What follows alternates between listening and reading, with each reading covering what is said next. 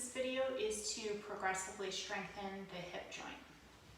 The first step is to keep the feet hip width apart and develop the ability to bend the hips. So this is going to look like standing with our back to the wall, and we can bring our hips straight back, touch the wall, and then come back up again. It might take some experimentation. How close do you need to be to the wall? That's too close for me. This is too far. I can't touch the wall. So I need to be about right here to be able to just touch the wall and then come back up again. We want to make sure we're weight bearing equally through both feet.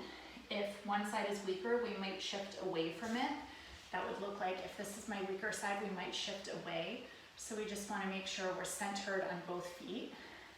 You can kind of go like this and get a sense of like where your center is.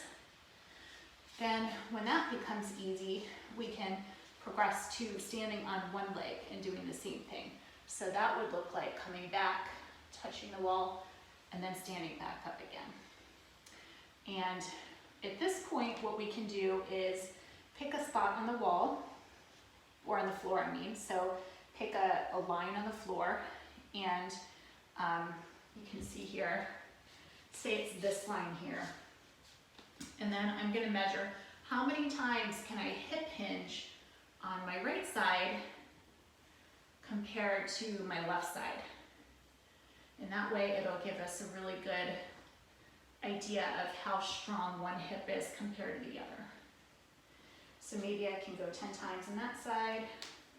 In this side, I can only go 5 times before fatigue.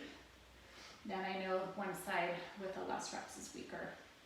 So the goal is to do that on one leg until both sides are about the same number of repetitions. And then once you reach the same number of repetitions on both sides, you can do the same number of reps on both sides moving forward to keep on progressing up to whatever number is your goal. A little bit goes a long ways, so if you're against the wall, really close to it, it'll be fairly easy.